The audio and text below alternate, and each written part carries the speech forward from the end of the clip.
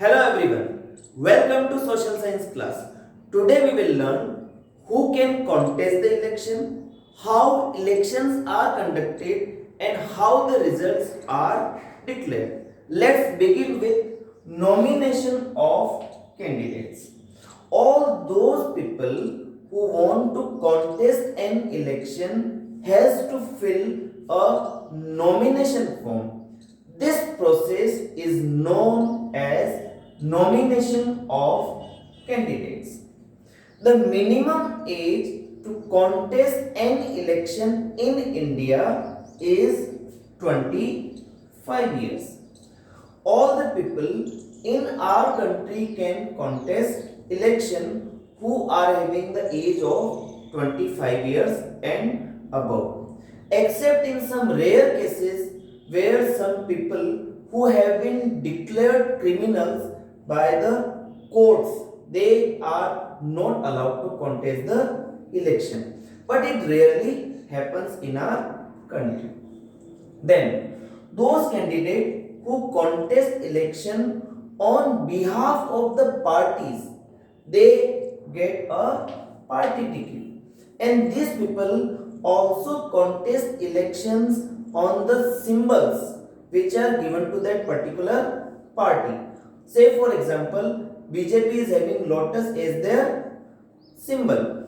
So those candidates who are contesting election from BJP, they will be given that lotus as their symbol. Likewise, those who are contesting from Congress, then they will be having the hand as their symbols in the elections. Right? There are some people who don't get party ticket. They can also contest the election, and they contest election as an independent candidate, which is popularly known as Nirdaliya Ummidwar. Then, security deposits. All those who contest the elections, when they are filling the nomination form, along with the nomination form, they also have to deposit a sum of money. This money is known as the security deposit. Then every candidate who is contesting the election has to fill a declaration form that is known as legal declaration. Means he has to declare these three things. First, if any serious criminal case pending against that candidate, so he has or she has to mention it in the nomination form. Second, he has to give the details of assets and liabilities. You might have heard that the people who are contesting the election, they declare their property, that I am having this much of amount, I am having this house, I am having this car. These are the assets. Then how many family members are there, all details has to be given. So they have to provide the declaration, they have to declare about their assets and liabilities. And third declaration, educational qualification of the candidate. Remember, there is no minimum educational qualification to contest an election.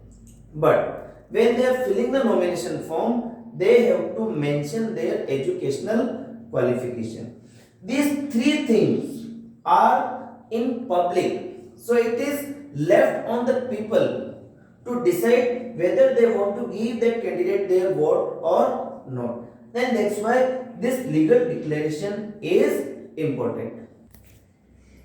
After nomination of candidate, the next step is election campaign. Election campaign is done for the purpose of getting the favor of the people, of the voters, in which the candidate or the political parties try to approach more and more voters and bring them in their favor so that they can win the election. Officially, election campaign takes place for a 2-week period between the announcement of final list and the date of polling. Now, final list. Final list means what? After filling the nomination form, some of the candidate, if they wish, they can withdraw their name in a limited time which is given to them, right? So that once the list is finalized, that these all candidates are going to contest the elections. After the announcement of that list and the date of polling, there is a 2 week period. That period is for the election campaign, in which the candidates try to convince the voters to give vote to them. For that, they conduct rallies, they conduct meetings, they give advertisement in newspapers, also in on television. You might have seen lot of debates goes on the televisions during such time for the election campaign. These political parties also give some popular slogans which attract people more. Say for example, in 2014 Lok Sabha election, the BJP gave a slogan, "अच्छे दिन आने वाले हैं." So likewise, there were many popular slogans given previously. Some popular slogans are like this. First, "Garibi Hatao." It was one of the most popular slogan which was given by Indira Gandhi in 1971 Lok Sabha elections. Likewise, "Save Democracy" was another popular slogan which was given by Jay Prakash Narayan in the Lok Sabha election of 1977, because this election took place after the emergency. Then next was the "Land to the Tiller." This slogan was given by the Left Front in the assembly election of Bengal in 1977. Likewise, in Andhra Pradesh, the popular slogan which was given by the N.T. Ramarao was the "Protect the self-respect of Telugus." Such type of slogans are memorized by the people, and sometimes they get more attracted to a particular party and give vote to them. During election campaign, every candidate has to follow election law or model code of conduct which has been set by the Election Commission of India. Now, what the election law says? It says that no candidate can bribe or threaten voters. Bribe means giving money to purchase the votes, or they also cannot threaten the voters to give vote in favor of them. Candidate cannot appeal in the name of caste or religion.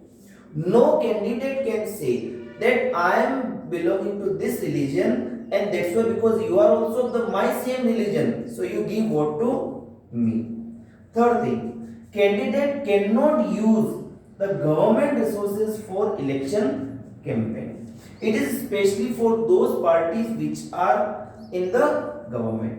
So these parties are not allowed to use the government resources for election campaign. They have to use their party funds only, or their resources in the election campaign. And last of all, no excessive use of money for election campaign. The Election Commission also keep a keen watch that how much money is spent by any political party's candidate. So they cannot use excessive money just for the sake of winning elections. They have to keep the records of all the money they are spending in any election campaign. Likewise, there is also a model code of conduct which has to be followed by all the candidates. It says that first, not to use place of worship for election propaganda. They cannot go in a temple or a mosque or a church or gurudwara for their election campaign.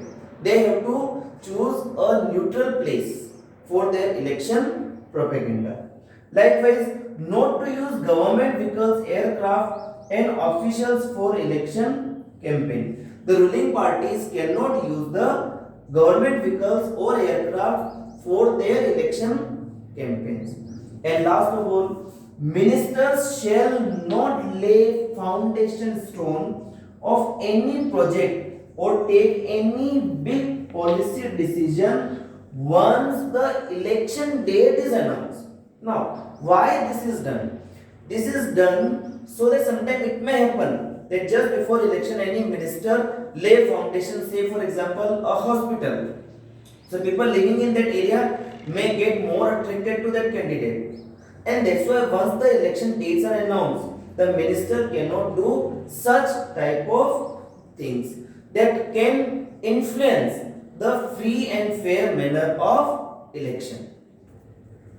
The final stage of election is the polling and counting of votes. Polling takes place on election day. What is an election day? It is the day on which the voters cast or poll their vote. It means that all the people who have their name in the electoral or voters list, they can cast their vote on the election day or polling day. They have to go to a polling booth. Now, what is a polling booth? Polling booth is the place where voting takes place. It generally is the any school nearby in that constituency or any other public place can be made a polling booth. So the candidate who is there, who is contesting the election, will always keep his agent inside the polling booth.